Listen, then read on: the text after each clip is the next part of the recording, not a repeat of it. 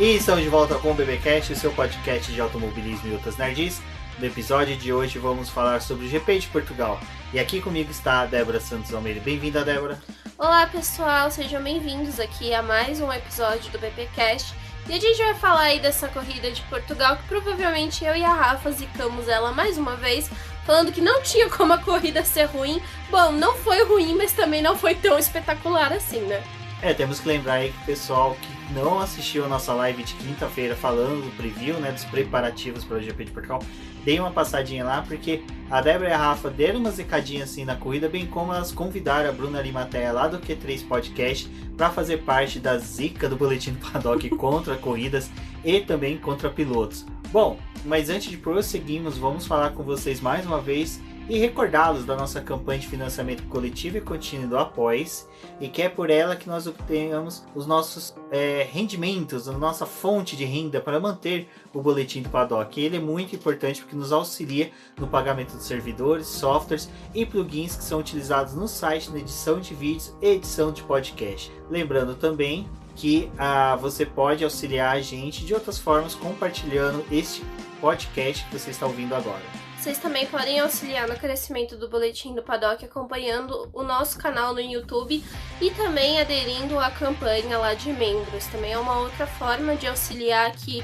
os nossos trabalhos do podcast e no site. Então também confira a nossa campanha de membros lá no YouTube. Não se esqueça de se inscrever no canal e também, né, já deixar o seu comentário em algum dos vídeos, adicionar os nossos vídeos aí e acompanhar todo o nosso conteúdo que também vai ser disponibilizado por lá.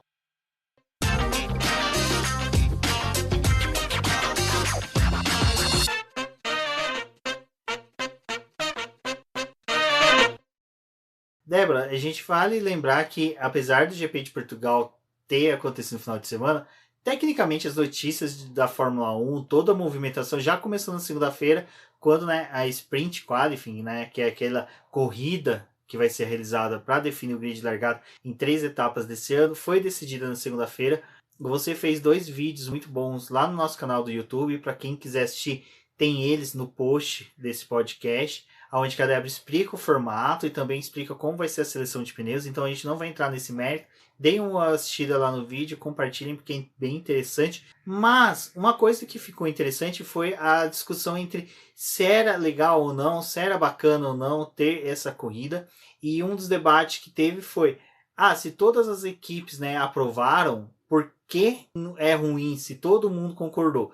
Aí aquele debate que a gente já teve na Fórmula 1 mais de uma vez, e cara, eu acho que desde a era Bernie que começou, também quando ficou muito mais evidente essa influência política das equipes, das montadoras dentro da categoria, e que a gente sabia que às vezes tem uma votação de determinado assunto, nem sempre a maioria que vence é a maioria favorável à decisão, mas assim, é a maioria que vai ter um ganho político, um ganho de favorecimento na categoria.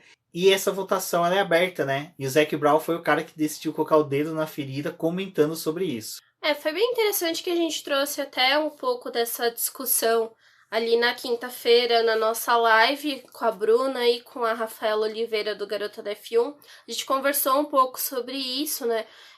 Porque a gente levantou vários pontos sobre a Sprint Qualify e a gente começou a até levantar algumas coisas que poderiam ser ruins para as equipes pequenas, né? E aí, bom, no mesmo dia o Zac Brown tinha publicado um texto ali na McLaren, mas a coisa ficou mais sendo comentada durante a sexta-feira, né, pós treinos livres, e enfim, foi uma discussão bem interessante. Ele fez uma carta aberta, que foi publicada no site da McLaren como uma coluna dele, e ele levantou alguns pontos sobre a Fórmula 1, mas uma das coisas que ficou, acho que chamou mais a atenção e também foi levado para dentro das coletivas que teve com os chefes de equipe, foi com relação a esse voto. A comissão da Fórmula 1 ela é utilizada para poder discutir alguns pontos da categoria e melhorias para o esporte. E o Zac Brown ele bateu muito nessa tecla, né, que a Fórmula 1 ela tem ideias interessantes, ela sabe o rumo que a categoria precisa tomar, mas em alguns momentos algumas coisas acabam sendo barradas ou desvirtuadas, né, por conta dessa questão dos votos. os votos são muito influenciados por conta das equipes grandes, elas acabam tendo as suas equipes clientes como um braço dentro das votações, e muitas vezes as equipes pequenas acabam indo a favor daquela votação, mesmo sabendo que elas vão ter não vão ter um benefício, né? Na verdade, elas vão ser prejudicadas. E isso acontece muito por conta que esses votos são abertos, tem a possibilidade de já ter os votos secretos, mas não é algo que eles acabam utilizando. Então o Zac Brown ele falou, porque aqui não vira, né, uma regra ou uma coisa para a gente poder utilizar durante as reuniões da comissão da Fórmula 1 quando for tomar decisões, a gente utilizar esse voto secreto, porque a equipe pequena não ficaria tão inibida para poder fazer a sua votação contra, né, aquela coisa que a Fórmula 1 tá tentando estipular. E é muito por conta dos jogos, né, que eles têm ali dentro da Fórmula 1. A Mercedes, ela é uma das grandes fornecedoras atuais de motores dentro da categoria, então ela tem sim uma influência, apesar do Toto Wolff ter sido perguntado a respeito disso e ele falar, não, mas a gente não influencia as nossas clientes, né? Na realidade, a gente sabe que influencia, né? Ano passado, para quem se lembra, quando teve a Racing Point ali, que a Renault entrou com uma cartada para poder tentar provar que o carro da Aston Martin, né, da Racing Point, era ilegal, teve umas equipes ali que tinham sim já o motor da Mercedes, que entraram também para poder brigar junto com a Renault, e daqui a pouco elas estavam tirando o corpo fora. Então e a Mercedes, né, não tinha entrado nessa briga. A Renault apresentou o protesto, a Williams apresentou, a Ferrari apresentou e a McLaren apresentou. McLaren e Williams, que são hoje clientes da Mercedes, e a Williams, que já era cliente da Mercedes, retirou o protesto. E vale lembrar que uma coisa que até a Débora fez texto o ano passado, que a Renault tirou o protesto depois que ela fechou um acordo com a Mercedes com troca de tecnologia, com as duas com troca de informações. Então, ou seja, nenhum almoço sai de graça na Fórmula 1. Nada sai de graça. E é por isso que o Zac Brown acabou batendo nessa tecla, né? Porque isso acaba influenciando, sim, é jogo de equipe. Ter o voto secreto não quer dizer que vai acabar completamente a influência das equipes grandes em cima das suas clientes. Ainda vai ter um jogo, não uma pressão, porque essas conversas elas podem ser feitas por fora. Mas, em algumas decisões, pode ajudar, né, as equipes a retirarem um pouco esse peso delas, né, e elas votarem contra algo que elas sabem que não vai beneficiar eles. A Sprint Qualify, esse assunto foi interessante porque ela veio logo depois da Sprint Qualify ser decidida e teve muito burburinho dentro, né, que alguns pilotos levantaram que pode ter sido um jogo de dinheiro, um jogo político, e aí, enfim, né, o pessoal que costuma não gostar discutir a respeito de política na Fórmula 1, a gente tem que lembrar que por mais que seja um esporte, existe muita política porque existe muito dinheiro. E a gente tem que entender que às vezes a política não é uma questão de troca. Não é porque as equipes estão fazendo uma favorecer a outra para obter algo em troca. Às vezes a própria categoria pode fazer algo para tentar algo em troca. Foi interessante que com o 1º de maio sempre o pessoal produz materiais falando sobre Ayrton Senna. O Projeto Motor produziu um vídeo relatando por que a parceria Williams e Ayrton Senna não deu certo antes mesmo do Ayrton Senna fechar o contrato com a Williams. E é um vídeo muito interessante, também vou pôr no post para que vocês assistam e acompanhem, lógico assim, né? Acompanhem o Projeto Motor, produz um material excepcional. Nesse vídeo eles explicam uma passagem que é bem interessante, que o Max Mosley, presidente da FIA na época de 1993, queria, né, retirar a parte eletrônica, todo esse domínio eletrônico que estava tendo na Fórmula 1. E ele já queria tirar para 1994. A Williams e a McLaren não concordavam com isso, né? E consecutivamente também Benetton não, que são 3 equipes que dominavam essa parte eletrônica muito bem. E a McLaren estava arrumando a desenvolver uma parte eletrônica tão boa quanto da Williams. O que fazia até mesmo criar uma dúvida ali sobre a ida do Ayrton Senna para a Williams. Mas enfim, nisso Max Mosley fez uma votação para que os aparatos eletrônicos, tudo que era suspensão ativa, controle de tração, entre outras coisas, fossem abolidas da Fórmula 1 em 1994. Foi rejeitado porque precisava da maioria. Williams e McLaren votaram contra. Então Max Mosley simplesmente falou, tudo bem, Vocês votaram contra, eu posso decidir, eu decido que vai sair no meio do campeonato deste ano, de 1993. Então, a Williams e a McLaren se viram que ficaria um prejuízo muito maior ela perder esses aparatos eletrônicos em 93 do que desenvolver um carro em 94 do zero sem os aparatos eletrônicos, que daí eles poderiam criar toda a estrutura do chassi, tudo já pensando sem os aparatos eletrônicos. Com essa proposta do Max Moura de já retirar, remover de uma vez, ignorando a votação, o que ele fez? Abriu nova votação e a Williams e a McLaren decidiram votar para que sejam removidos para 1994. Então aí você vê que até às vezes a gente está discutindo que algumas equipes podem ter feito algum movimento político para aprovação desse sprint qualifying, enquanto que pode também existir algum movimento político da própria Fórmula 1 forçando as equipes a concordar em troca de alguma coisa. E a gente está em época em que essas trocas estão valiosas. A gente está no limiar de uma novo carro, de alterações aerodinâmicas, de um novo regulamento, né? Em que às vezes a gente pode ver uma coisa bem semelhante que foi em 2019. Uma das equipes apresentar um aparato técnico, como foi o difusor duplo lá da Brown de 2009, em que esse jogo político seja necessário. A gente não sabe o que as equipes estão fazendo. Às vezes as equipes descobriram algo que o regulamento proíbe, mas ela vai precisar de uma vista grossa da FIA. Então ela pega, faz esse jogo de troca. Tá bom, a gente aprova o Qualify aí, esse Sprint Qualify por um ano, faz 3 etapas. Se não der certo, a gente cancela, vai para outro esquema.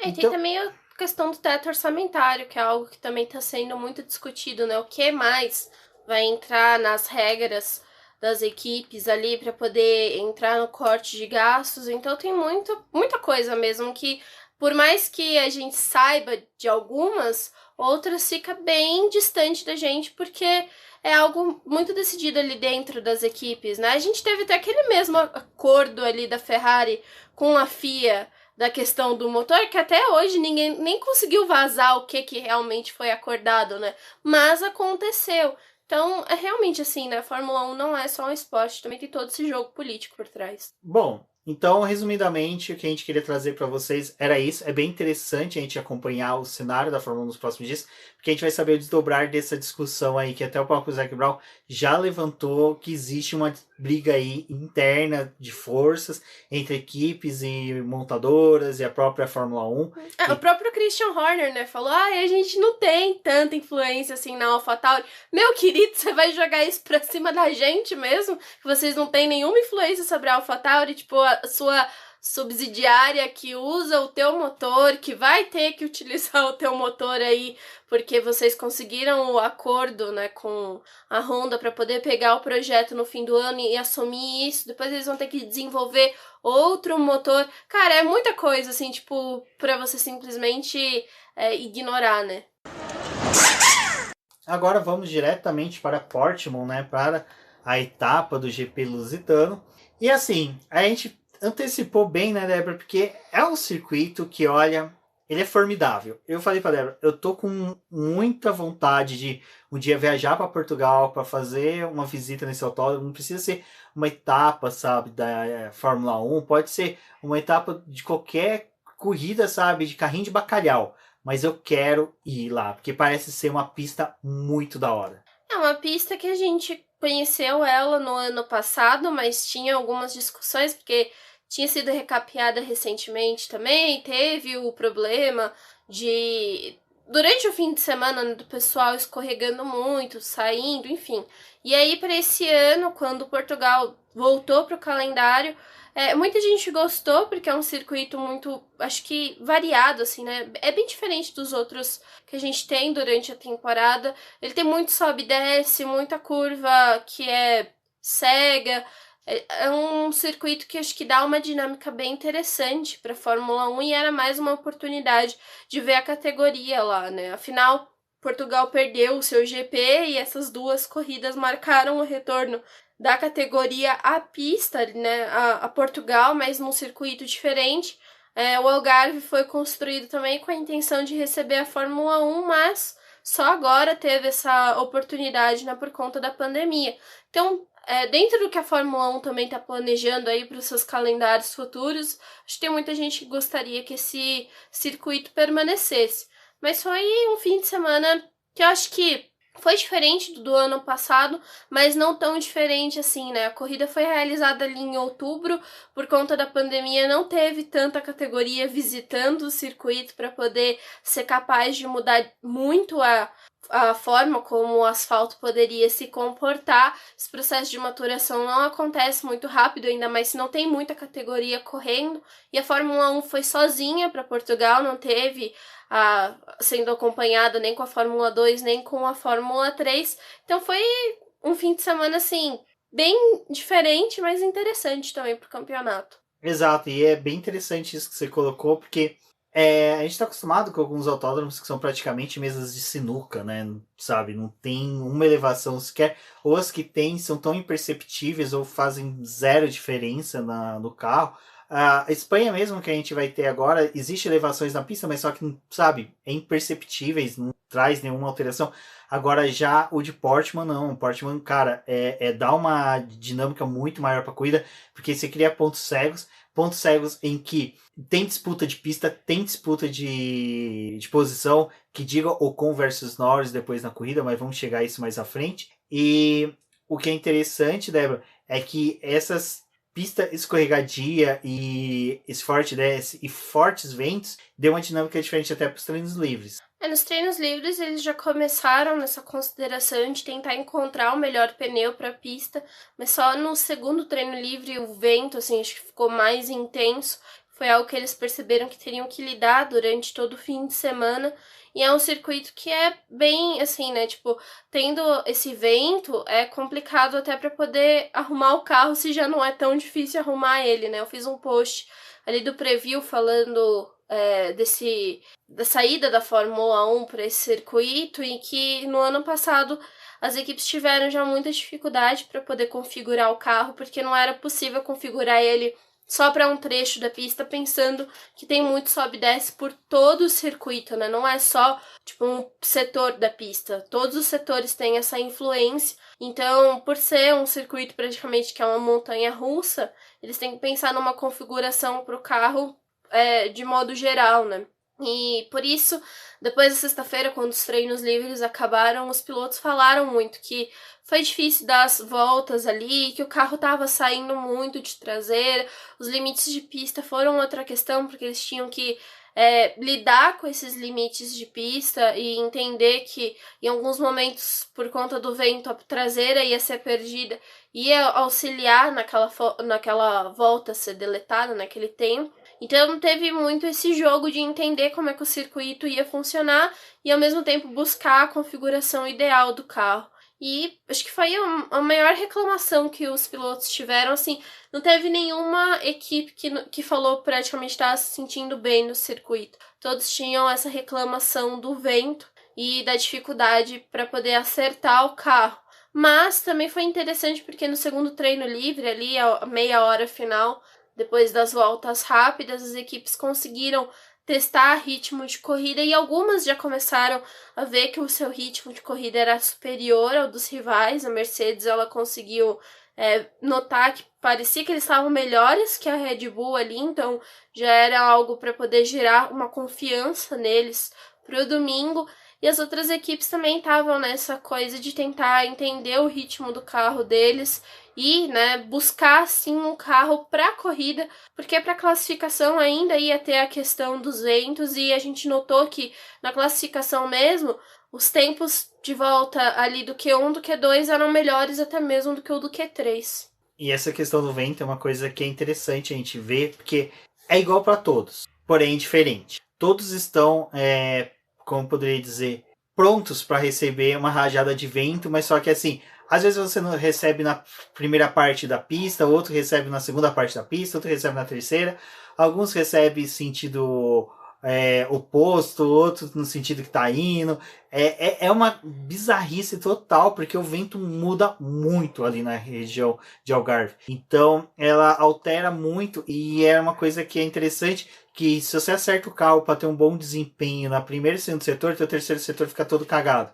Se você acerta o carro para os três setores, dependendo de quando muda o vento ou muda até a temperatura da pista com a condição do vento, seu carro voltava a ficar zoado nos três setores. Então os treinos livres foi muito disso, né, Débora? Das as equipes tateando, vendo qual era o melhor acerto.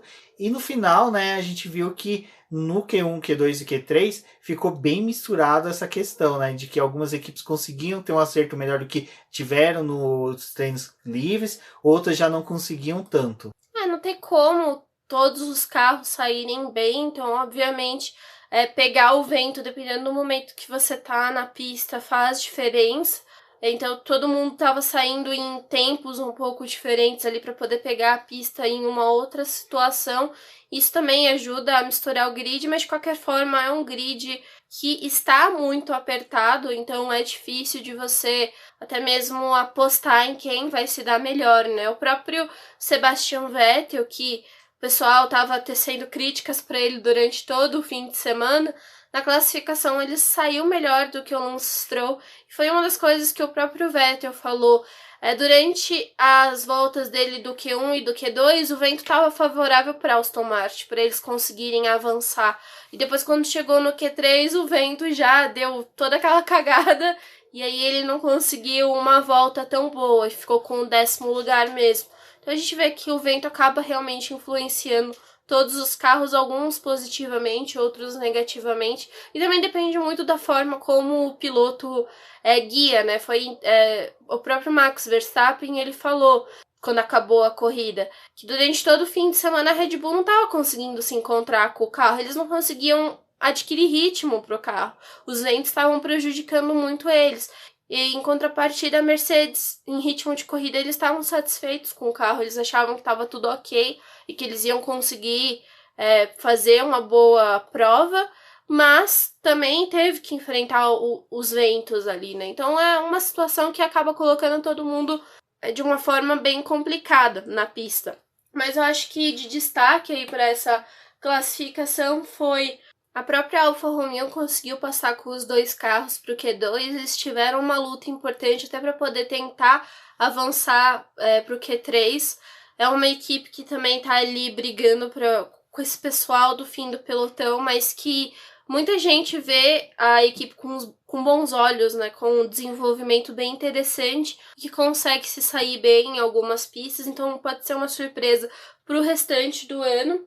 Mas a gente teve em contrapartida ali o Daniel Ricciardo, que não conseguiu sair sequer do Q1, né? Ele ficou preso ali, então não teve o restante da classificação. E o ponto do Daniel Ricciardo é uma coisa bem interessante, porque o chefe de equipe da McLaren falou, pra gente foi uma surpresa o Daniel Ricciardo não conseguir passar do Q1, porque ele vinha relatando pra gente que ele tava ok com o carro, que ele tava se sentindo confortável, que ele já estava se sentindo melhor com o carro, assim como ele já tinha meio que se adaptado ao carro, estava se sentindo bem nesse circuito, e aí quando chegou na classificação ele não conseguiu entregar, e o Lando Norris teve o destaque de novo por conseguir ir até o Q3 e obter uma boa posição para a largada. Então colocou a McLaren também aí numa dificuldade, porque o Daniel Ricciardo começando atrás é uma outra forma de se pensar como eles vão trabalhar para a corrida, né, do piloto, e já sabiam que com o carro deles eles teriam que realizar uma corrida de recuperação, o piloto que ia estar largando ali no final do pelotão, assim, né, no pelotão intermediário, correndo mais riscos, então acaba que mexe com a equipe, né, de certa forma, e a McLaren tá aí tentando lutar pelo 3º lugar do campeonato, hoje com uma folga um pouco maior, porque a gente vê a Aston Martin que perdeu o terreno no campeonato, a Alpine que também está mais ali ao fundo, a própria Ferrari está mais envolvida com esse pessoal do que com a própria McLaren, mas é um time que ainda precisa tomar cuidado, né, com o crescimento dos seus rivais. Exatamente. No final, o que foi interessante de toda essa disputa é que a gente estava no foco realmente de ter o apoio do Max Verstappen, que foi até uma coisa interessante que você comentou na hora que estava para começar o treino classificatório, que o Max é um piloto rápido, um piloto vitorioso, mas que reverte pouco, né, essa velocidade em pole positions, comparado com o Lewis Hamilton, que está na beirada, né, de atingir 100 poles. Ninguém esperava o Bottas. Ninguém.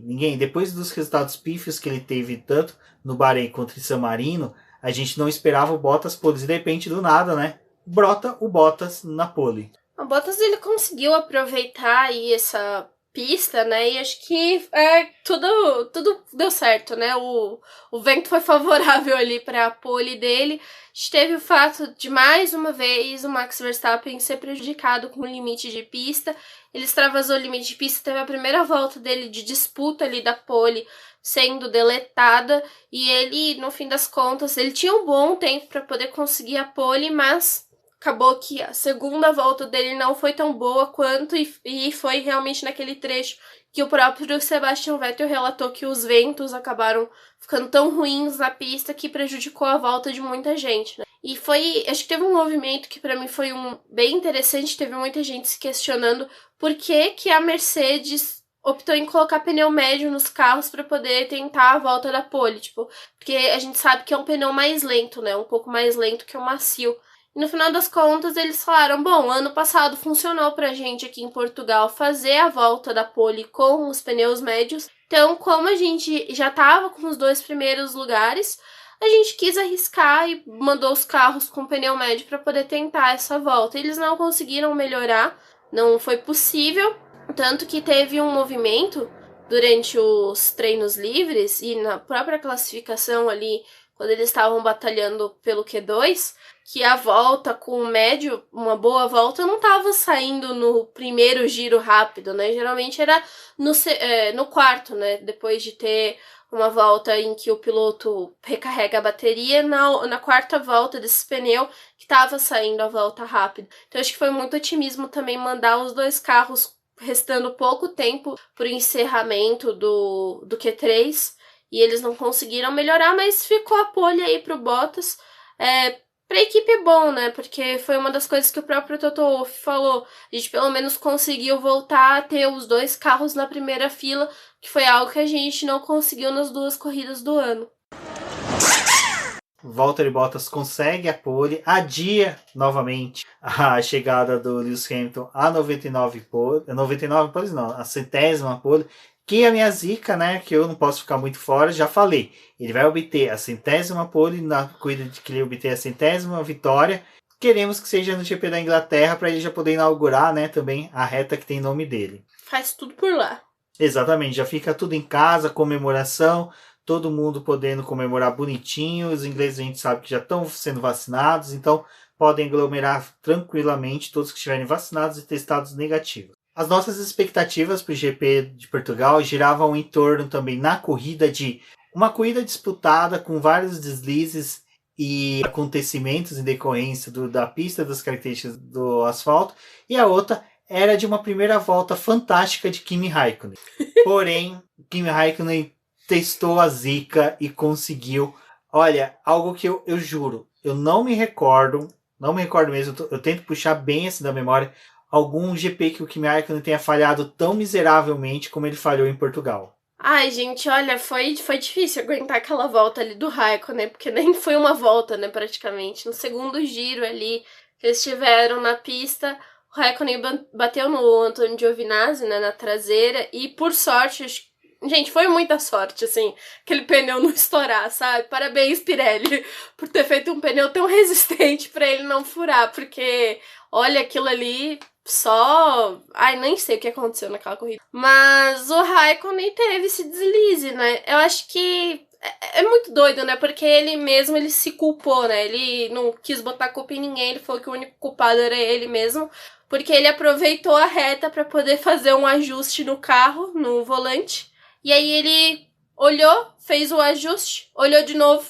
Aí ele abaixou pra poder ver se tava certinho o ajuste. E aí quando ele olhou pra frente, o Giovinazzi tava nele já, e aí os dois bateram, né? E aí a asa traseira, a asa dianteira dele foi completamente danificada, entrou pra baixo do carro, e a única coisa que restou pra ele foi abandonar a corrida. Acho que assim, muito do que a gente tem de relato dos pilotos é que muitos aproveitam as retas que tem nos circuitos para poder fazer ajustes nos carros, porque as curvas é muito complicada, e em Portugal a gente já tem essa questão de ter muitas curvas que tem o canto cego, né? Então se você não presta atenção e tem alguém na sua frente quando você vira o carro, você vai dar de cara com outro competidor, né? Principalmente nesse momento ali que era o início da corrida, tava todo mundo muito perto. Então aproveitar a reta para fazer isso é bem interessante, né? Só que deu tudo errado. Eu achei uma pena porque, como você comentou, né, a Alfa Romeo foi uma surpresa, tá sendo uma surpresa até mesmo no calendário. Parece que o motor adulterado da Ferrari casou bem com esse chassis deles. Eles estão tendo uma crescente muito boa. O Giovinazzi estava bem nesse final de semana, correu bem até. Correu até mais que o Raikkonen, né? Tá num ritmo melhor do que o Raikkonen. Então isso é uma perspectiva boa para a equipe, mas infelizmente, né, parece que... E o Raikkonen teve uma largada boa, né? Porque ele conseguiu já grudar no Antônio depois da largada. Então, eram os dois carros andando juntos. Né? Uhum. Então ele conseguiu ter um ritmo de corrida de uma volta bom, mas infelizmente teve um acidente. E aí vale lembrar que na hora que teve o incidente, o Sérgio Maurício até comentou na transmissão, né, que o Kimi Raikkonen tinha ganhado o recurso, que o recurso tinha sido aprovado e que ele tinha conquistado novamente os pontos. Tirando o ponto do Alonso, né, da Emília-Romagna, lá do GP de San Marino, em Imola, na Itália. Que mais que a gente fala, que lá, em Parma, sei lá eu. Enfim, que ele havia conquistado esse ponto. Não era isso, gente. Eu não sei o que o Sérgio Maurício leu, que passaram para ele, mas em nenhum momento o recurso que a Alfa Romeo propôs havia sido deferido, não tinha sido revertido os pontos. A FIA simplesmente recusou os pontos. A recusa só veio depois, né? No final da corrida. Porque foi apresentado no sábado de manhã. No sábado à tarde. Sábado à tarde, né? É que era de manhã aqui. Então, enfim, teve isso, né, Débora? Explica melhor, porque eu acho que você tá mais inteirada do que eu sobre isso. No outro programa que a gente fez, a gente explicou como é que foi a punição do Raikkonen, então eu não vou entrar em detalhes de novo, mas também tem post lá no BP explicando detalhadamente como que o Raikkonen foi punido, mas a Alfa Romeo, ela decidiu que cabia um recurso ali e eles tentaram argumentar com a FIA, né, e com os comissários, então eles entregaram um recurso no final do sábado para poder tentar retomar esses pontos aí da Alfa Romeo, porque eles sabem que vai fazer a diferença, né, principalmente nessa disputa aí com a Aston Martin e a Alpine, é interessante que eles tivessem conquistado esses pontos. Então eles levaram, né, esse recurso para poder dizer que teve, acho que essa confusão, eles tentaram se explicar, e os comissários, eles viram que, assim, bom, o recurso que a Alfa Romeo tá apresentando pra gente é interessante, porque não teve uma largada parada, foi uma relargada que eles tiveram em movimento, mas, de qualquer forma, eles acreditam que vale a regra de que não conseguiu recuperar a sua posição, deveria ter largado do pit lane, porque isso não é só um recurso da Fórmula 1, mas também está presente em outras categorias, é uma regra. Então, a Alfa Romeo deveria saber que isso teria que ser feito, mas teve uma coisa que acabou pegando muito para eles decidirem que a Alfa Romeo não deveria ter esses pontos de novo, porque foi a comunicação que ela teve no rádio com o Raikkonen. Primeiro ela fala para o Raikkonen, você precisa retomar a sua posição, depois eles entram em um conflito, porque eles se lembram, né, que o Sérgio Pérez tinha sido punido no começo da corrida por uma coisa muito semelhante ali na Emília-Romagna, e aí eles falam pro Raikkonen, não retome a sua posição, você vai largar daí mesmo. E eles tinham tentado acionar o controle dos comissários ali para poder perguntar ao Raikkonen retoma ou não, mas eles entendem que isso é uma leitura do regulamento que a própria Alfa Romeo já deveria saber, que o Raikkonen teria sim que ter pegado a sua posição de volta, porque eles estavam numa volta de safety car, que não era uma volta de safety car por acidente, mas sim uma volta de safety car que estava dando o reinício da corrida ou o início da corrida, né? É uma regra que os comissários dizem que eles deveriam saber porque está no regulamento desde 2018, então não tinha por que a Alfa Romeo não saber. Então eles optaram por manter a decisão da Emília-Romagna, e aí a Alfa Romeo falou, bom, a gente entende, a gente tentou, né? A gente tentou, vai que cola, mas não conseguiu, né? Se tivessem eu como advogada deles, eles iam conseguir. É interessante essa questão de mudar a regra para se adequar a uma punição passada, né? Tipo, quebra todas as perspectivas e, tipo, todas as regras de direito, de legislação, Cara, é ridículo, eu achei. E isso é uma coisa que tava começando a me incomodar com a Fórmula 1. Eles deixaram essa regra meio que em aberto, né? Porque quando você olha, você vê que ela tem um conflito ali no regulamento. Tá, mas só que você adequa ela não pra punir algo passado, mas pra punir algo futuro. Porque o passado, tipo assim, você cabe também entender que a quem cometeu a falha estava seguindo o que estava na regra. Se a regra é conflitante, ela é ineficaz, ela está totalmente obsoleta, o erro é seu, você que não está fiscalizando e acompanhando suas próprias mudanças de regra. Tanto que teve uma discussão se essa regra ela ia sofrer alteração pro GP agora, que foi em Portugal, né? Teve uma conversa que talvez essa regra aí mudasse, porque realmente existe um conflito. Mas, para poder se mudar uma regra dessa em um campeonato que já tá acontecendo, é uma coisa muito delicada, então eles geralmente não costumam fazer essas mudanças, a não ser que seja algo muito complicado mesmo, então isso daí tá em aberto, né? A gente torce para que em 2022 isso daí seja revisto e que não tenha mais uma punição como essa, né? Mas aconteceu. Vale a discussão, porque com certeza a gente vai ver muitas outras falhas, principalmente essa nova dinâmica que os diretores da Fórmula 1 estão querendo de punir todo mundo por qualquer coisa, basta um piloto piscar pro outro dentro do carro que eles estão querendo punir, então vai ser que o Mazepin não puniu. Exato, né? Quem deveria ser punido. Mas a gente teve ali a largada, tipo, Bottas largou surpreendentemente bem, parece que... Milagre. Um comentário que eu fiz no Twitter foi, parece que ele sabia que aquele carro que ele estava anterior até em Imola não era um carro bom, daí ele deixou o Russell destruir, pegou um carro bom, agora tá conseguindo correr, né? Mas o carro apresentou uma falha no meio da corrida ali pro final, que atrapalhou ele também. Então a normalidade foi restaurada no universo Bottas. Mas Lewis Hamilton também conseguiu, né, cara, senhora de uma corrida, conseguiu fazer uma estratégia perfeita. Max Verstappen também, sabe, fazendo uma corrida excepcional.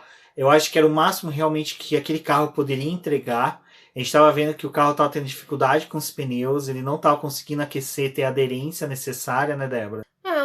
Foi o que o Verstappen falou durante todo o fim de semana, né? E depois ele concluiu isso com o final da corrida. Ele falou, a gente não tá conseguindo um ritmo, então pra gente ia ser uma prova realmente muito complicada pra gente poder ter um resultado bom.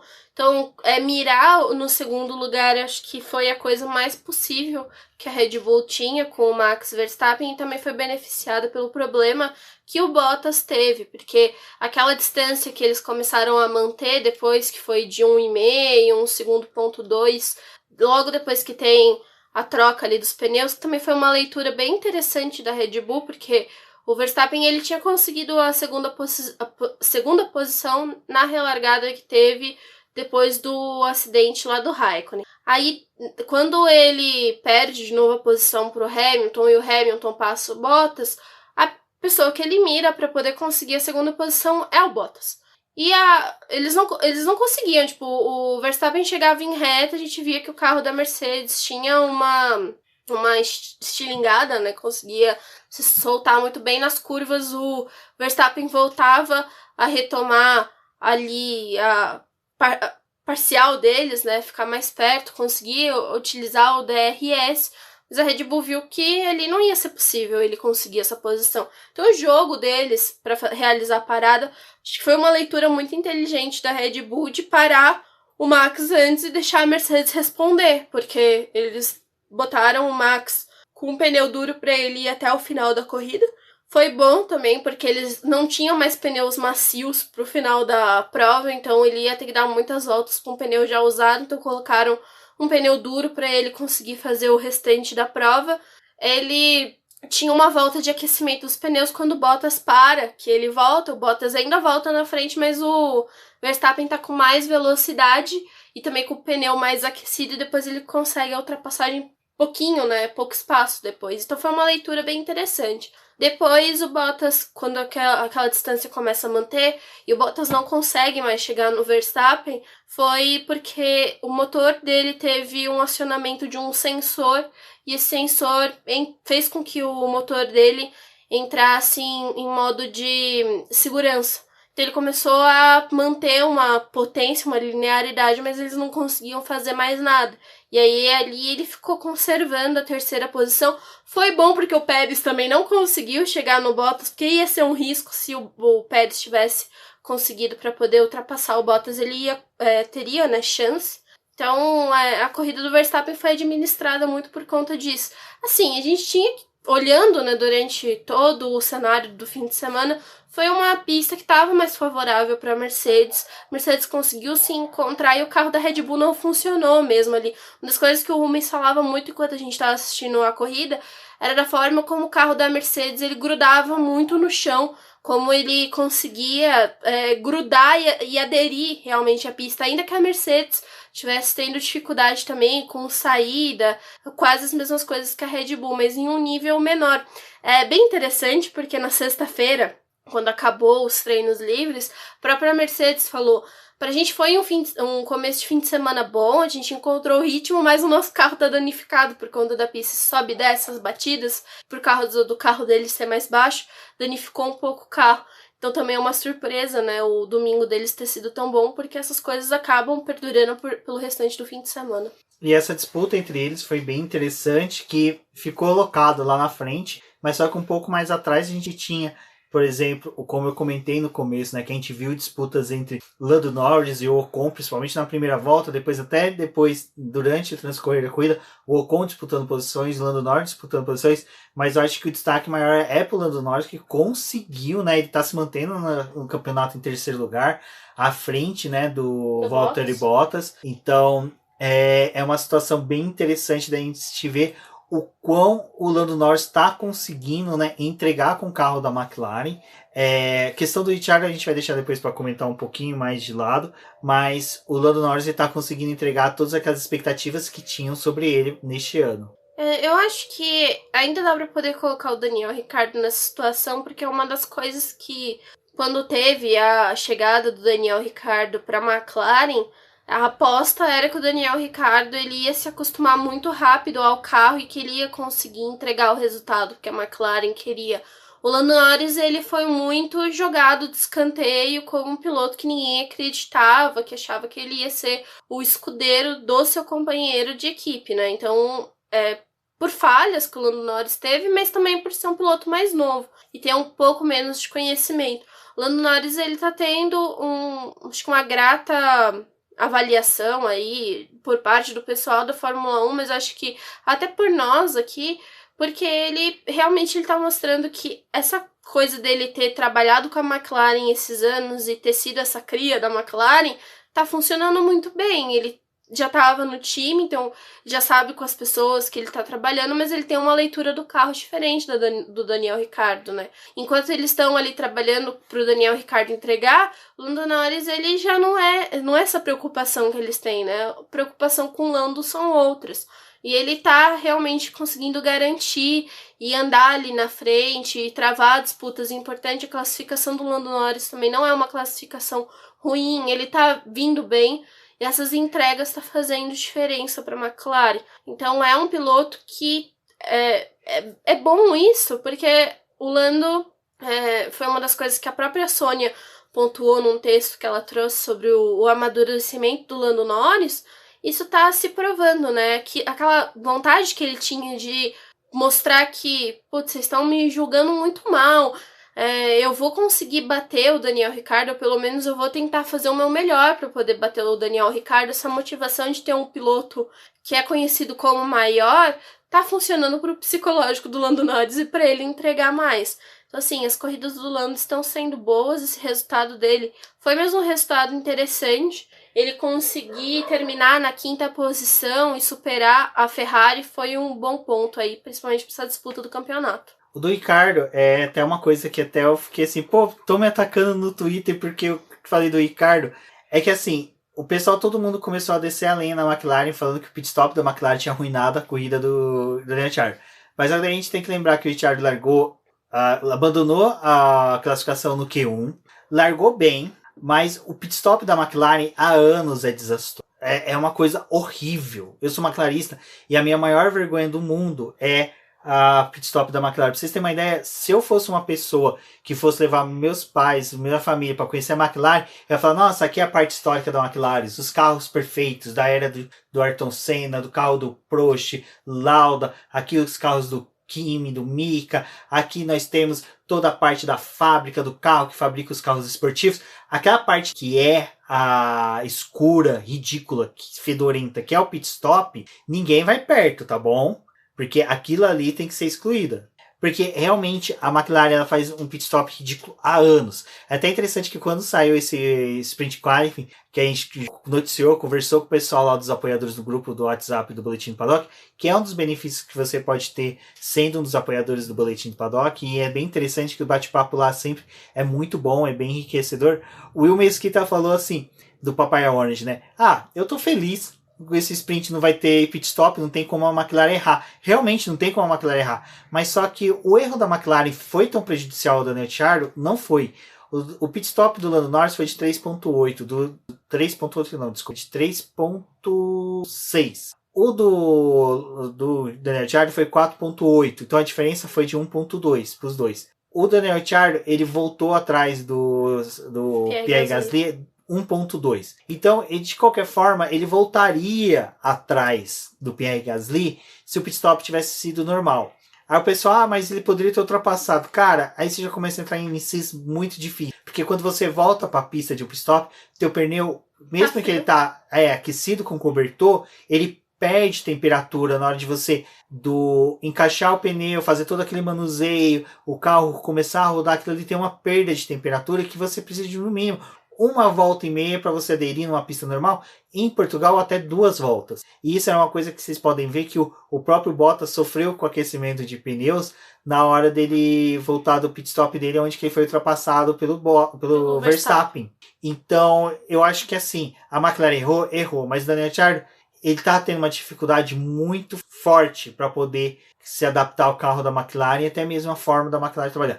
Ele mesmo já se disse que não está contente com isso. Então, assim, é interessante você ver o Zac Brown falar que entende que ele vai levar algumas corridas para poder se adaptar, mas ao mesmo tempo você vê alguns membros da equipe já um pouco, meio não contente com esse tempo de adaptação que o Daniel Ricciardo está tendo.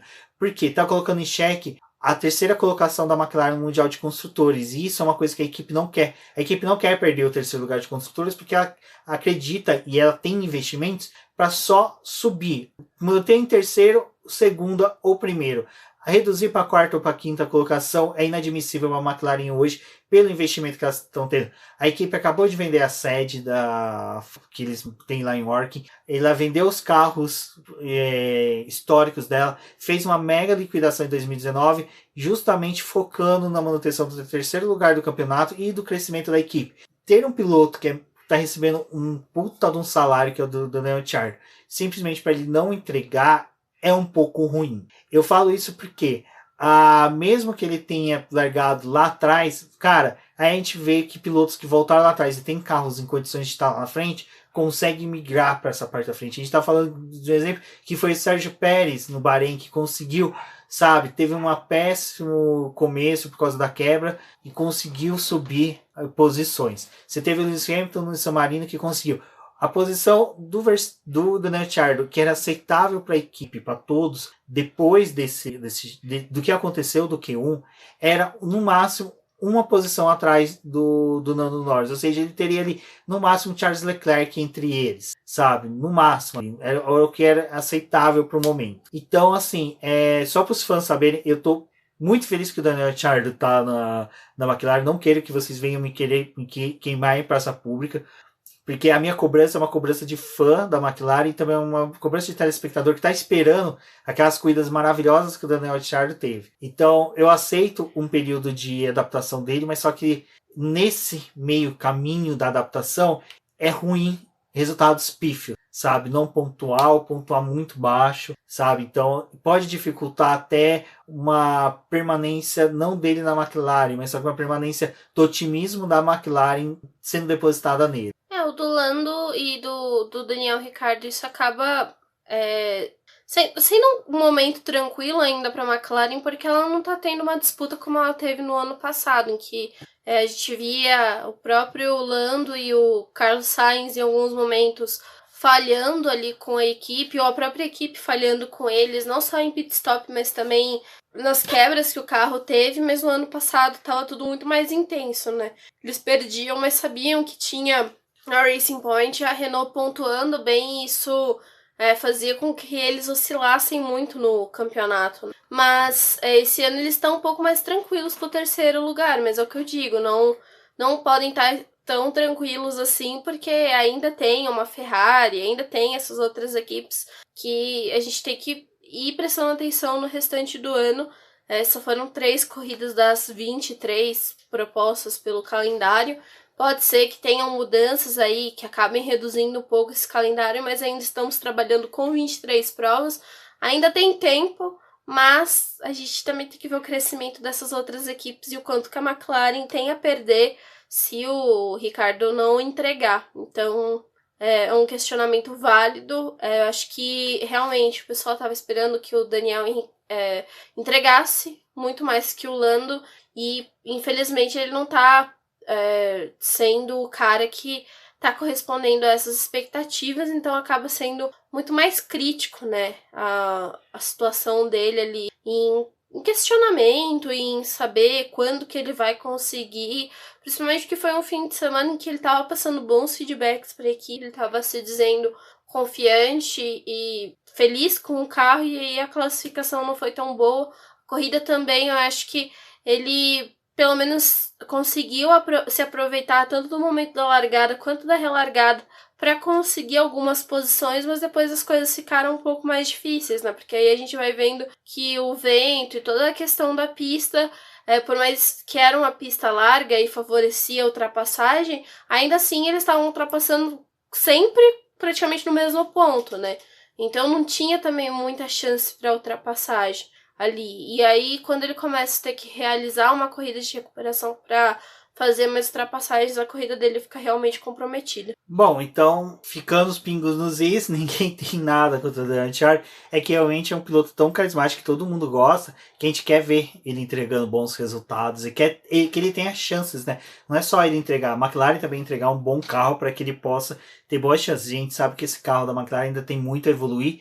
Até o final do ano e ano que vem, com certeza, virá um bom carro. Mas como a Débora disse, a vantagem que a McLaren conseguir respirar novamente é que, a Ferrari não se deu bem nas estratégias que ela escolheu para este final de semana e, de repente, do nada surge, né, brota uma nova equipe na categoria com 2 novos pilotos, estreantes, rookies, que é uma tal de Alpine, com Fernando Alonso, que é um jovem espanhol aí, uma promessa do automobilismo espanhol, e um jovem francês, Sebastian Ocon, Esteban Ocon, na verdade, não Sebastian, já temos muitos Sebastians no automobilismo, não precisamos de mais um, mas vocês entenderam, a Alpine decidiu surgir, e para a McLaren isso foi um certo alívio, porque ela conseguiu enfiar esses 2 pilotos entre as Ferraris, e o Carlos Sainz de repente começou a tomar queda muito forte de desempenho na corrida. Parece que o espanhol já estava aproveitando ali que ele estava próximo da Espanha, já estava querendo sair logo da corrida, então ele estava buscando ali uma forma de poder ir para a Espanha o mais breve possível. O Carlos Sainz ele pode ser considerado um perdedor aí nesse cenário, porque ele estava realizando uma boa corrida, ele teve uma boa classificação, até brigou ali com o Pérez naquele início de prova ali, estava naquela disputa para poder ficar nas primeiras posições. Era um piloto que pós-classificação, muita gente acreditava que ele terminaria até no pódio, tinha chances para isso, porque estava com um carro bom. A Ferrari estava se comportando bem na pista, mas o Sainz, acho que ele estava saindo muito melhor, assim, ele estava conseguindo mostrar um potencial alto, e a corrida dele realmente, o final foi bem desastroso, assim, né? Depois ele começa a ser ultrapassado, no final das contas ele termina fora da zona de pontuação e ainda na 11ª posição. Então, foi uma corrida, assim, que complicada para o Sainz. Pelo menos a Ferrari ainda também conseguiu pontuar com o Charles Leclerc, né? Que pontuou bem, porque conseguiu uma 6ª posição, só ficando atrás do Lando Norris. Então, isso daí também é um resultado bom, né, para a Ferrari, mas teria sido mais ideal se os 2 carros estivessem na zona de pontuação, se pelo menos o Carlos Sainz tivesse conseguido ficar atrás do companheiro de equipe ali em resultado, né? Sobre a Alpine, uma das coisas que eu achei, assim, porque o fim de semana deles estava sendo um fim de semana bom, de certa forma. Os carros estavam aparecendo no top 10, estavam chamando a atenção, a classificação deles também foi uma classificação que acabou chamando a atenção, mas durante a corrida a gente teve uma leitura ali, né, porque o Fernando Alonso ficou um tempo disputando espaço com o Sebastian Vettel e também com o Giovinazzi, e ali ele ficou meio que rendido porque Depois ele não conseguia mais ultrapassar esse pessoal, ficou ali preso. Quando começou a ter as paradas, a Alpine optou por deixar o Fernando Alonso por mais tempo na pista. Isso funcionou para ele, porque ele foi subindo algumas posições, mas também ganhando distância desse pessoal. Sebastian Vettel e o próprio Giovinazzi pararam antes, voltaram lá atrás nas posições que eram mesmo deles. E o Fernando Alonso, por ele ter se mantido na pista, ele voltou com o pneu e com uma condição muito melhor para ele. Quando ele volta para a pista, ele já volta à frente desses dois pilotos. Já tinha ganhado a posição deles por ter permanecido na pista e não porque ele estava brigando diretamente com eles, mas porque realmente a ultrapassagem estava muito mais complicada. Foi uma estratégia que para a Alpine funcionou. É a segunda vez que a Alpine pontua com os dois carros, porque em Imola eles também conseguiram que o Ocon e o Fernando Alonso pontuassem agora de novo. O Fernando Alonso pontuou, né, na corrida passada por conta dessa punição que foi aplicada para o Raikkonen, então ele herdou a posição ali do Raikkonen e conseguiram pontos. Assim, para a Alpine, pelo menos eles estão conquistando pontos, e se tem uma disputa ali com a Alfa Romeo, com esse pessoal que está mais atrás, é bem boa, né, para eles levarem mais pontos ao final da prova. Fora isso, são todas as declarações relevantes ao carro, referentes, né, ao carro, que diz que sim, foi um trabalho assim que deu errado. O túnel de vento deles acabou trazendo algumas coisas para eles que eles achavam que ia dar super certo. Quando levou carro e atualizações para a pista, viram que tava tudo cagado, porque o túnel de vento deu uma maluquice lá nele e ele conseguiu não entregar as coisas do jeito, os testes, né, da forma como eles esperavam. Vou tentar até explicar isso em algum texto ou de alguma outra forma no BP, mas eles estão enfrentando esse ano aí, sabendo que já tem muitos problemas com esse carro, foco para 2022, mas tentando tirar alguma coisa ainda de 2021, que é muito crítico para eles nesse momento. O que é legal da Alpine, que pelo menos eles entregarem um pouco agora, é que eles mantêm a diretoria em otimismo, os executivos da Renault otimistas para a permanência da equipe. Porque a gente sabe que a Renault, sabe, ela é bem bandeirinha. Pode ficar, pode querer sair, não tá fornecendo motor para ninguém, então é bem complicado isso daí. Então é interessante também, mantém o Fernando Alonso otimista para a permanência dele por mais 1 ou 2 temporadas, o que realmente eu gostaria. Eu quero ver muito ele com um carro bom, né, que entregue, que ele possa disputar, não vitórias, mas disputar como era ali na época da Ferrari, e que ele ficava ali naquele meio de pilotão, atrapalhando a galera. Coitado do Alonso, né? Justo na minha vez, vocês vão tentar inovar com o carro e dar errado. Exatamente. Quem tentou inovar, quem tentou fazer diferente foi a Red Bull com o Sérgio Pérez, que se tornou o piloto do dia e que liderou voltas. Foi interessante ver o Sérgio Pérez liderando. Foi muito que era na época da Sauber, da Force India ali, que o Sérgio Pérez é aquele que eu gostava do termo que o Carlos Del Valle, não, o Valese, desculpa, perdão, Valese. Mas são 2 monstros aí do podcast, vale lembrá-los sempre. Mas que o Valese dizia, né, que o Sérgio Pérez era tartaruga em cima do poste. Ninguém sabia como chegou ali, mas uma hora ia ter que sair. Então esse foi o Sérgio Pérez ali liderando a corrida. A Red Bull fez o correto, tentou manter o máximo que ele conseguia. O delta dele era de distância para o quarto, quinto colocado, né? Para ele poder retornar na 4ª posição. Então ele tinha que manter um certo tempo para o pit stop, para o 5º lugar. Então ele poderia ficar ali liderando a corrida até a última volta se ele conseguisse manter 30 segundos, 32 segundos do 5º colocado. E não só isso, né? Se tivesse entrado num safety car ali no momento que o Pérez estava liderando, porque quando o Hamilton para, eles ficam separados por 11 segundos. Se tivesse uma entrada de um safety car ali, o Pérez poderia lutar por uma coisa melhor, né? Então, Red Bull foi deixando ele ali. Acho que um dos destaques para o Pérez é a conservação dele de pneu, que deu muito bem, assim, muito certo. Eles conseguiram ir empurrando, né, o pit stop dele mais pra frente. Óbvio, o foco deles é o que você estava falando, não era de tentar liderar ou obter algo a mais ali, por isso que eles foram deixando o Pérez liderar a prova. Eles não sabiam que quando ele parasse ele ia voltar naquela posição mesmo dele, mas arriscaram, né? Vai que acontece alguma coisa e a gente tá aqui na frente. E um ponto que é interessante é que aí no final ele ganhou, né, o piloto do dia. Começaram as discussões porque começou aquela informação que Semana passada o pessoal já tava falando que todo mundo tinha que votar no Mazepin, para o Mazepin ganhar o piloto do dia, porque ia ser engraçado a Fórmula 1 entregar o prêmio para ele, comentar, postar que ele não fez nada na corrida inteira, que ele tinha ganhado o piloto do dia. Não apareceu durante a transmissão os gráficos de votação. Aí começou todo mundo, o Mazepin venceu. Aí começa aqueles burburinhos, né? Então, assim, eu não sei o quão que isso é verdadeiro do Mazepin ter vencido, sabe? Enquanto que a categoria não relatar isso, eu acho que fica muito subjetivo a gente ficar afirmando que ele ganhou e foi dado o prêmio para o segundo colocado, que foi o Sérgio Pérez, porque a Fórmula 1 identificou essa manipulação.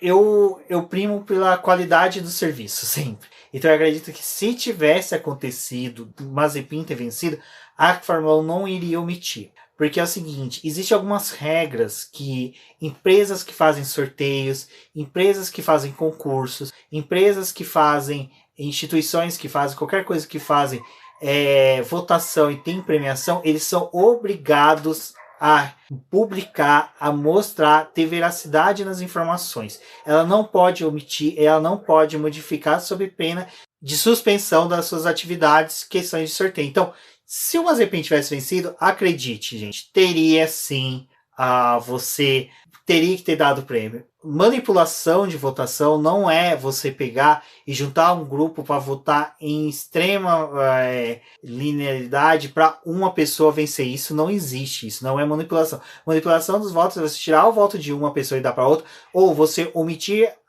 o sistema para um candidato e permitir que o outro tenha uma preferência. Isso seria manipulação de votos. Então, não teve, torcedores não conseguiram fazer o Mazepin vencer. Seria interessante. Eu sou um dos caras que eu dessa vez não votei. Eu gosto de votar normalmente quando realmente um piloto faz além do que é necessário para vencer, sabe? Fez além do que era o mínimo esperado. Nessa corrida eu não vi nenhum piloto fazer isso, me desculpe, não teve nenhum piloto que foi extraordinário, acho que todos foram bons. Não foi que nem na última corrida eu voltei pro Lewis Hamilton, porque o que ele fez de ter saído da brita, caído para trás, voltado, chegado em segundo, cara, foi uma coisa excepcional, foi sensacional. Na primeira, pelo Sérgio Pérez, que ele fez na corrida lá no Bahrein. Então, nesses casos eu voto. Que nem ontem, eu nem entrei no site para votar, nem perdi meu tempo. Então, eu acho que assim, alimentar esse rumor de que a Fórmula 1 manipulou tudo, cara, é pensar muito pequeno. E também é não ver todos os regulamentos básicos que existem dentro da própria categoria quando você assina o termo. É até engraçado que esses dias saiu um novo formato do Fantasy, a Débora jogou lá no grupo de apoiadores, a Graziela Rosa, que é uma das nossas novas apoiadores, foi no regulamento e falou, não, mas tem isso, isso e aquilo. Tá, beleza, você tem essas regras que são impostas quando tem sorteio. Mas só que daí você tem o regulamento, as regras gerais de sorteio de disposição de informações.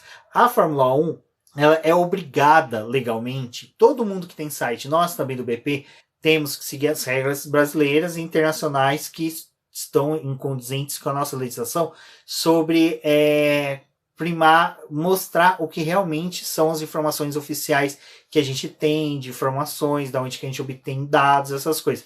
A Fórmula 1 segue essas legislações, essas regras também. E uma delas é que quando você abre qualquer tipo de concurso, premiação, você não pode omitir ou alterar os resultados. E se você fizer, você tem que esclarecer, você tem que ser transparente. Então, ficar nesse rumor de que o Mazepin venceu e deram pro Sérgio Pérez, cara, desculpa, é ridículo você ficar calculando isso, sabe? O Sérgio Pérez simplesmente venceu, foi uma corrida típica assim para ele, porque ele conseguiu liderar, mas também nenhum piloto foi brilhante para poder ter uma disputa de votações. A gente não teve nenhum piloto assim que se destacou, que você falou, minha nossa, esse cara foi foda pra caralho, correu muito, liderou, fez isso, fez aquilo, foi o pica das galáxias da corrida. Não teve. Foi uma corrida normal, foi uma corrida simples. Foi dentro do roteiro do que a gente espera da Fórmula 1. Ponto. Então, cara, simplesmente não venham com teoria de conspiração, não venham com essa de que o Mazepin venceu, e porque o Mazepin foi patético na corrida, ele já está sendo patético em outras atividades, então ele não precisa de uma premiação para escancarar o quanto que a população mundial, fãs de Fórmula 1, odeiam esse cara. Eu acho que foi até um questionamento, né, do Pérez ter ganhado Porque ele realmente fez a corrida dele, não teve tanto um destaque. Acho que se fosse pra poder dar piloto do dia pra algum desses pilotos, não sei. Tipo, é uma votação que nessa corrida ficou meio estranho aí pra quem decidir quem seria o piloto do dia. Talvez eu tivesse votado no Lando Norris se eu tivesse votado, porque acho que pelo menos em leitura de campeonato a corrida do Lando Norris foi bem interessante. Bom, o Mazepin continua tendo destaque de uma coisa que ele não merece, mas enfim, né? A gente continua falando principalmente das bizarrices que ele faz, como andar 1 minuto atrás do Mick Schumacher e tomar 2 voltas do líder. É complicado, né? Não sei o que esse menino tá fazendo na categoria. Sabemos, dinheiro. Mas até quando que vão manter ele ali? Porque não faz o mínimo esforço para poder tentar melhorar, né? A performance dele tá sempre tendo um jeito muito ruim de se comportar na pista. Até teve um lance que foi curioso do Mazepin esse fim de semana, que foi quando o Mick Schumacher passou ele durante um dos treinos livres. Ele falou: ué, por que esse cara tá me passando? Tipo, só voltou só colheu o que você plantou, que você tava fazendo isso com outros pilotos, tomou uma invertida aí do companheiro de equipe, né? Do Pérez, eu acho que tem uma coisa que foi engraçada, pelo menos, que foi o Lewis Hamilton ultrapassando ele na pista, falando: bom, por que esse cara não tá recebendo bandeira azul aí? Ele tá fazendo o que aqui?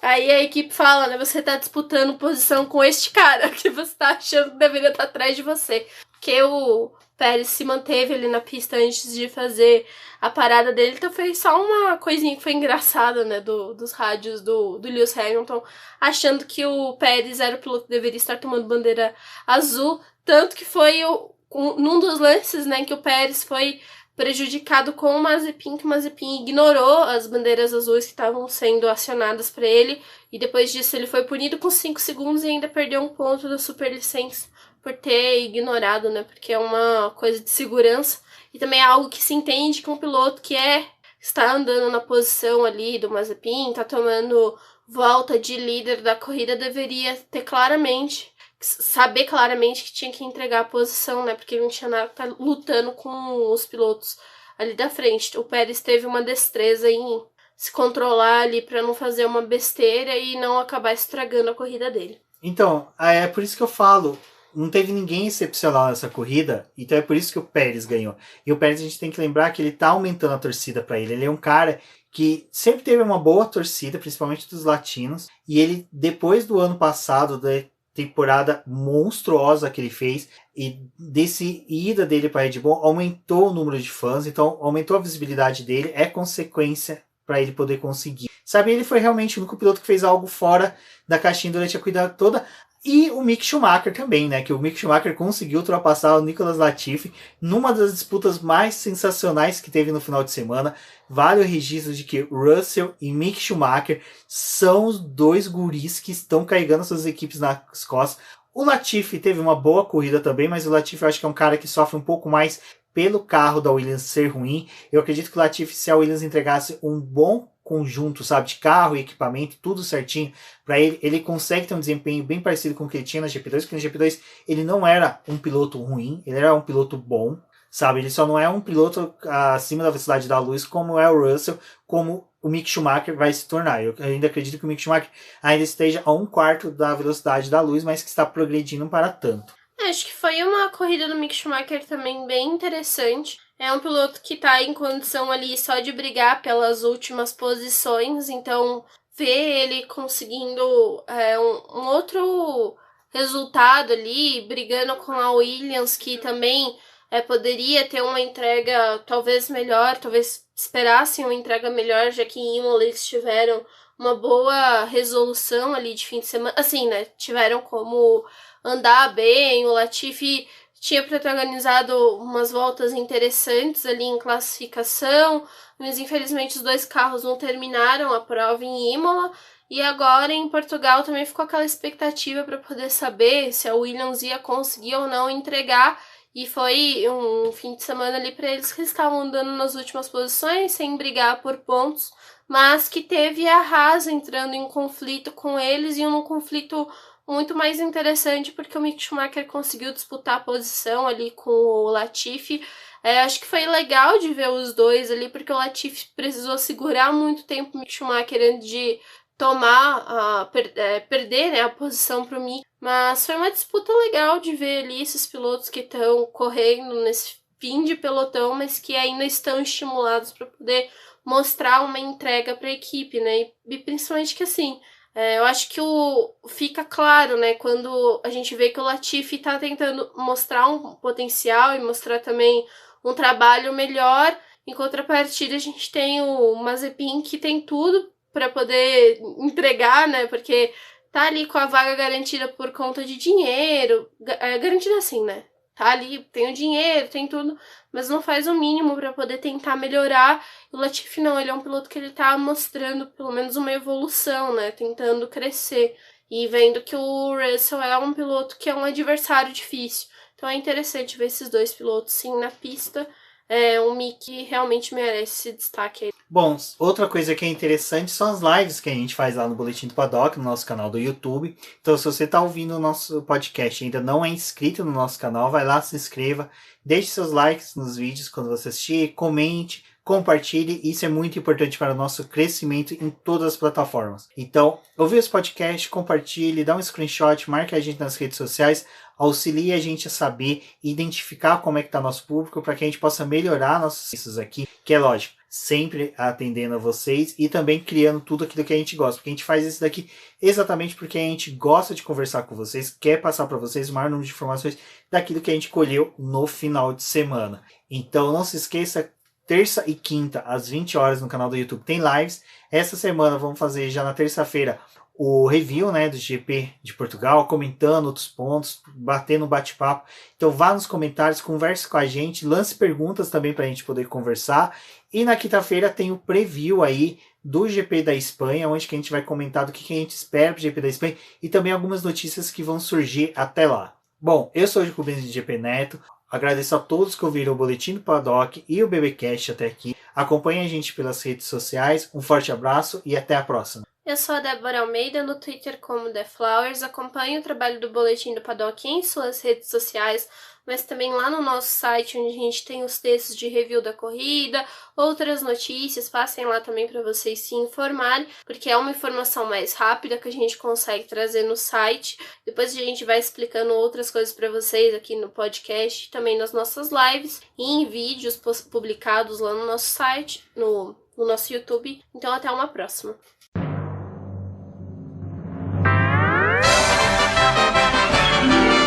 E agora vamos agradecer nossos apoiadores, aqueles que auxiliam o Boletim do Paddock através do financiamento coletivo e contínuo do Apoies. E são eles: Ricardo Bannerman, Maia Barbosa, Eliezer Teixeira, Luiz Fex, Arthur Felipe, Rafael Celone, Will Mesquita, Antônio Santos, Rogério Furano, Helena Lisboa, Cássio Machado, Carlos Del Valle, Bruno Vale, Eric Nemes, Bruno Shinozaki, Alberto Xavier, Will Bueno, Ricardo Silva, Beto Corrêa, Fabrício Cavalcante, Arthur Apóstolo, Sérgio Milano, Melquiades Veloso, Micael Souza, Ezequiel Bale, Silney Messi, Rafael Arilho, Rafael Carvalho, Fábio Ramiro, Lauro Vizentim, Maria Ângela, Thaís Costa, Rafael Catelã, Jane Casalec, Carlos Eduardo Valese, Tadeu Alves, Paula Barbosa, Ale Ranieri, Leandro Nogueira, Bianca Mês, André Brolo, Bruno Lima, Ivan Grego, Maicon Tavares, Thalita Santos, Diego Machado, Gabriel Sawaf, João Guilherme, João Rai e Gustavo Frigoto. Muito obrigado a todos aqueles que apoiam o Boletim do Paddock e auxiliam no nosso desenvolvimento e crescimento. E se você quer apoiar também o Boletim do Paddock, entre em contato com a gente através dos nossos perfis oficiais ou acesse o link apoia-se.com/Boletim do Paddock e lá você terá as opções de apoio ao Boletim do Paddock. Um forte abraço e obrigado. Isso é tudo bem, pessoal.